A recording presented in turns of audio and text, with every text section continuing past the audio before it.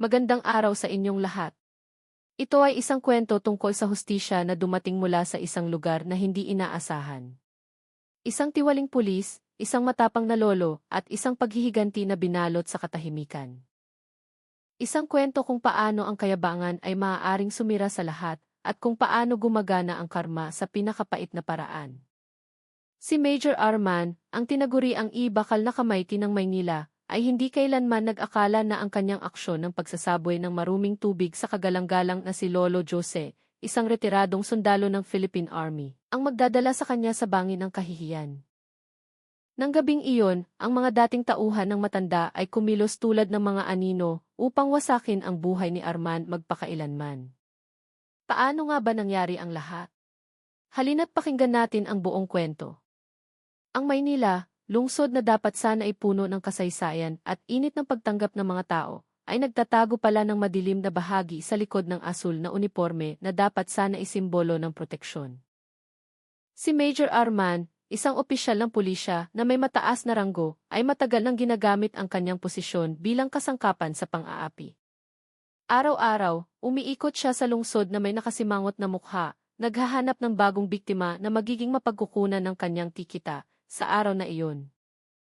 Ang mga manininda sa bangketa, maliliit na karinderya, at maging ang mga barker o illegal parking attendants, lahat ay pinipilit na magbigay ng bahagi ng kanilang kinikita kung ayaw nilang magkaroon ng problema sa batas.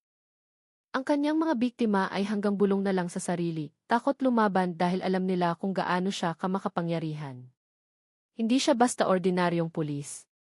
Mayroon siyang mga koneksyon, may mga kininong, at sinumang maglakas loob na lumaban sa kanya ay maaaring mawala na parang bula. Ang mga residenteng puno ng hinanakit ay kinikimkim na lang ang kanilang galit, umaasang balang araw ay may pipigil sa sakim na pulis na iyon. Ngunit ang pag-asang iyon ay tila imposible dahil sa loob ng mahabang panahon na natiling malaya si Arman sa kanyang mga gawain nang hindi man lang nasasaling ng batas. Ang kanyang arogansya ay lalong lumala sa paglipas ng panahon. Hindi na lang siya basta nang hihingi ng patong o lagay, kundi ipinapahiya pa niya ang mga tumatanggi. Minsan ay sinasadya niyang tapakan ang mga paninda, minsan ay nagbabanta siyang dadamputin ang mga anak ng mga tindero gamit ang mga gawa-gawang kaso. Ginagawa niya ang lahat ng ito nang may malamig na ngiti, tila naglalaro siya kung saan siya lang ang may karapatang manalo. Gayunpaman, ang batas ng karma ay gumagana sa sarili nitong paraan. At nang hindi namamalaya ni Arman, ang kanyang mga karumal-dumal na aksyon ay nagtatanim ng mga binhi ng puot na balang araw ay sasabog.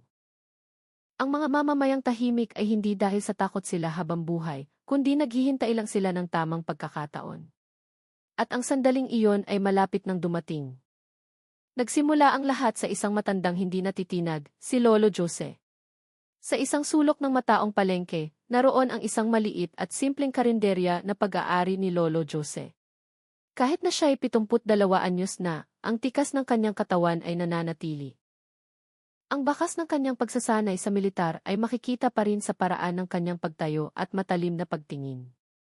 Siya ay isang retiradong miyembro ng Hukbong Katihan ng Pilipinas, Philippine Army, na nakipaglaban sa Mindanao noon, at kahit retirado na, ang kanyang diwa ay hindi kailanman kumupas. Ang kanyang karinderya ay naging tagpuan ng mga residente, para uminom ng kape o makinig sa kanyang mga kwento ng kabayanihan noong nakaraan. Isang tanghali, habang nililinis ni Lolo Jose ang mesa ng kanyang karinderya, dumating si Major Arman na may palalong lakad. Ang kanyang mga mata ay inikot ang buong tindahan na maihalong panghahamak, tila ba ang lugar ay masyadong mababa para sa kanyang katayuan. Sa tonong walang emosyon, hiningi niya ang buwanang key protection money. Tila ito ay isang obligasyon na hindi pwedeng tanggihan. Ngunit ang nakuha niya ay hindi takot o pagsunod, kundi isang malamig na tingin mula sa isang pares ng mga mata na nakasaksi ng maraming labanan. Hindi nagtaas ng boses si Lolo Jose, hindi rin nagpakita ng takot. Dahan-dahan lang siyang umiling at ipinagpatuloy ang kanyang ginagawa, tila ba wala si Arman sa kanyang harapan. Ang tahimik na pagtanggi na iyon ay nagpakulo ng dugo ni Arman. Ang isang opisyal na tulad niya, tinanggihan ng isang huklubang matanda? Iyon ay isang insulto na hindi niya matanggap. Namula ang kanyang mukha, nakuyom ang mga kamao, at bumilis ang kanyang paghinga. Hindi siya sanay na tratuhin ng ganito at sisiguraduhin niyang pagsisisihan ito ng matanda. Bago umalis, nagbitiw si Arman ng banta sa nanginginig na boses. Ngunit nanatiling kalmado si Lolo Jose. Para bang ang banta ay hangin lang na dumaan. Ang mga tao sa paligid na nakakita sa pangyayari ay nagkatinginan. May mga nag-alala at may mga lihim na humanga. Alam nilang hindi pa ito ang katapusan. May mas malaking mangyayari. At sa pagkakataong ito, mukhang maling kalaban ang napili ni Arman. Tirik na ang araw nang umabot sa sukdulan ang galit ni Arman. Ang pagtanggi ni Lolo Jose ay sumugat sa kanyang ego sa harap ng maraming tao. At para sa isang tulad niya, ang amor proprio o pride ay lahat-lahat.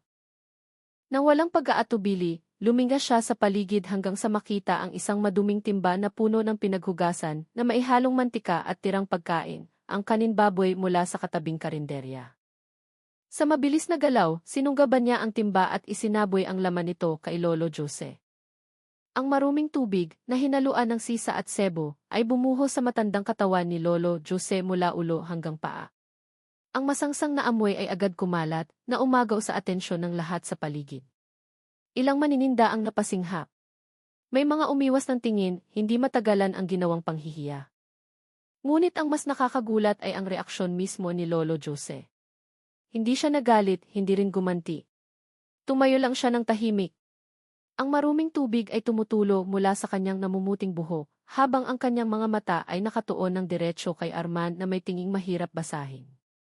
Mumisi ng may kasiyahan si Arman, iniisip na nanalo siya sa labanang ito. Sa mabibigat na hakbang na puno ng kayabangan, iniwan niya ang lugar. Paminsan-minsan ay lumilingon siya upang siguraduhing walang gagawin ang matanda. Ngunit ang hindi niya alam, sa katahimikan ni Lolo Jose, sinusukat na pala nito kung hanggang saan dapat palampasin ang pang-iinsultong ito. May guhit na nalampasan at ang guhit na iyon ay hindi mapapatawad. Sa buong maghapon, ang balita tungkol sa insidente ay kumalat sa buong lugar sa pamamagitan ng kimarites at bulong-bulungan. Marami ang nagalit ngunit takot kumilos. Subalit sa likod ng takot na iyon, mayroong isang bagay na nagsisimulang kumulo. Ilang pares ng mata ang nagmamasid mula sa malayo at mga tawag sa telepono ang tahimik na isinagawa. Nang gabing iyon, ang Maynila ay tila mas tahimik kaysa sa karaniwan. Tulad ng katahimikan bago ang bagyo. Sa isang maliit na talyer sa gilid ng lungsod, ang ilaw ay tumatama sa mga seryosong mukha ng mga nagkakatipon. Si Sergeant Ronnie, dating tauhan ni Lolo Jose sa kanyang unit sa army noon, ay nakaupo sa gitna nila na may ekspresyong hindi na maitago. Ang balita tungkol sa panghihiya sa kanilang dating commander ay nakarating sa kanyang kaalaman at ang apoy ng galit ay malinaw na nakikita sa kanyang mga mata. Sa paligid niya ay may 5 iba pa, lahat ay mga dating sundalo na sinanay ni Lolo Jose, nakaupo ng may tensyon sa balikat at nakakuyom ang mga kamao. Inilabas ni Ronnie ang isang simpleng mapa na nagpapakita ng barangay outpost kung saan madalas tumambay si Arman. Ang kanyang maskuladong daliri ay tumuro sa isang tiyak na punto. Habang ang kanyang boses, bagaman pilit na pinapakalma, ay naririnig pa rin ang panginginig sa galit. Malinaw ang plano, hindi nila papatayin, ngunit kailangang siguraduhin na maiintindihan ni Arman na may kabayaran ang bawat kilos niya. Ang bawat tao sa silid ay tumango. Alam na ng bawat isa ang papel na dapat gampanan. Maingat ang ginawang paghahanda. Ilan sa kanila ay naatasang magmanman sa galaw ni Arman, mula pa noong hapon, tinitiyak na walang sagabal. Ang iba ay naghanda ng sasakyan at mga kagamitan. Walang mga bala, walang mga baril. Tanging mga kamao, lakas, at ang dalisay na paghihiganti ang magsasalita. Hindi sila mga kriminal o siga. Sila ay mga dating sundalo na alam kung paano lumpuhin ang target nang hindi nag-iiwan ng labis na bakas. Nang sumapit ang 11:00 ng gabi, handa na ang lahat. Dahan-dahang gumalaw ang sasakyan patungo sa lokasyon, patay ang mga ilaw, at ang dilim ang kanilang naging kaibigan. Sa tahimik na outpost, abala si Arman sa paglalaro sa kanyang cellphone, ganap na walang kamalay-malay na ang gabing ito ang magiging pinakamasamang gabi ng kanyang buhay. Ang malamig na simoy ng hangin ay hindi nagpahina sa loob ng grupo ni Ronnie. Sa pamamagitan ng senyas ng kamay, naghati sila ng tungkulin. 2 tao ang nagbantay sa paligid upang siguraduhing walang saksi. Ang iba ay gumalaw tulad ng mga anino, papalapit sa outpost mula sa iba't ibang direksyon. Si Arman, na tumatawa pa habang nanonood ng video, ay napansin lang ang kanilang presensya nang matakpan ng malalaking anino ang liwanag ng kanyang screen. Bago pa siya makasigaw, isang matigas na kamao ang humampas sa kanyang sikmura na nagpatalsik sa kanya paatras. Napugto ang kanyang hininga, nagdilim ang paningin. Ngunit ang kanyang pagdurusa ay nagsisimula pa lamang. Binaliktad ng malalakas na kamay ang kanyang katawan at pinaulanan ng matitinding suntok ang kanyang mga tadyang. Narinig ang lagutok ng buto na sinundan ng daing ng sakit na hindi na niya mapigilan. Ngunit walang awa sa mga mata ng mga umaatake. Ang bawat suntok ay bayad para sa maruming tubig, para sa takot ng mga mamamayan, para sa lahat ng kasamaang ginawa ni Arman. Ang proseso ng parusa ay mabilis ngunit epektibo. Walang salitang binigkas, walang sigawan, tanging tunog ng mabibigat na paghinga at mga suntok na sapul sa target. Nang matapos sila, nakahandusay na si Arman na parang sirang manika, magaang mukha at yakap-yakap ang masakit na dibdib sa tuwing humihinga. Bago umalis, naglagay si Ronnie ng isang maliit na brown envelope na naglalaman ng recording ng pangingikil ni Arman sa tabi ng kanyang katawan. Nang mawala sila sa dilim, ang naiwan na lang ay isang pulis na sa wakas ay naramdaman ang takot na pareho ng ipinaramdam niya sa ibang tao. At sa isang lugar, marahil ay nakangiti ng bahagya si Lolo Jose, alam na ang hustisya ay hindi laging nagmumula sa batas. Minsan, ito ay nagmumula sa mga kamay na siya mismo ang nagsanay. Madaling araw na nang matanggap ni Corporal Aldo, isa sa mga kasamahan ni Arman na mayroon pang konsensya, ang tawag tungkol sa insidente sa outpost. Napangiwi siya nang makita ang kondisyon ni Arman na nakahandusay, may basag na tadyang at bugbog sarado ang mukha. Ngunit ang mas ikinagulat niya ay ang maliit na envelope na nasa tabi ng katawan ni Arman. Ang laman nito ay mga video recording at dokumento ng sapilitang tikotong na ginagawa ni Arman sa loob ng maraming buwan. Alam ni Aldo na hindi ito basta ordinaryong atake. Ito ay isang mensahe. Nanginginig ang kamay niyang itinago ang mga ebidensya at dinala si Arman sa ospital. Sa buong biyahe, puno ng tunggalian ang kanyang isip, pakikisama, isakaso o ang katotohanang dapat pairalin.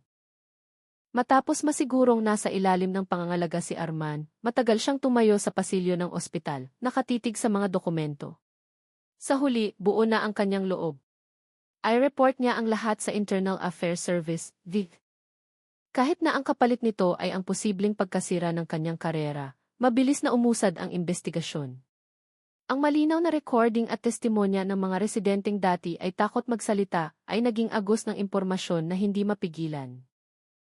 Sinubukan ng mga amo ni Aldo na pagtakpan ito sa simula, ngunit masyadong malaki ang pressure mula sa loob at labas ng kapulisan.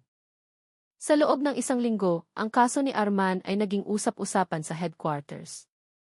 Habang nakaratay pa si Arman sa ospital, ang opisyal na patawag ay naghihintay na sa kanya.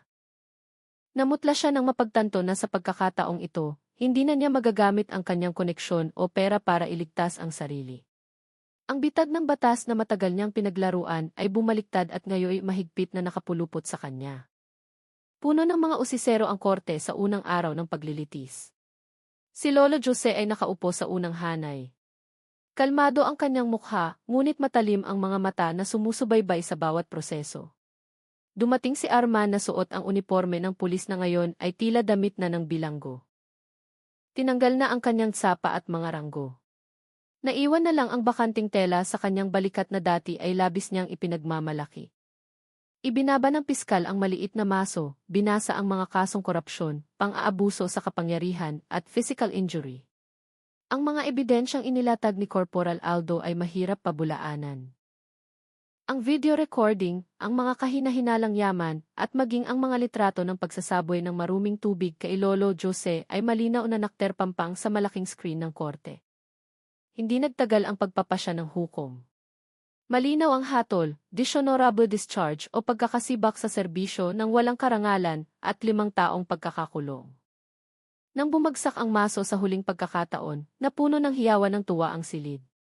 Nakayukong malungkot si Arman.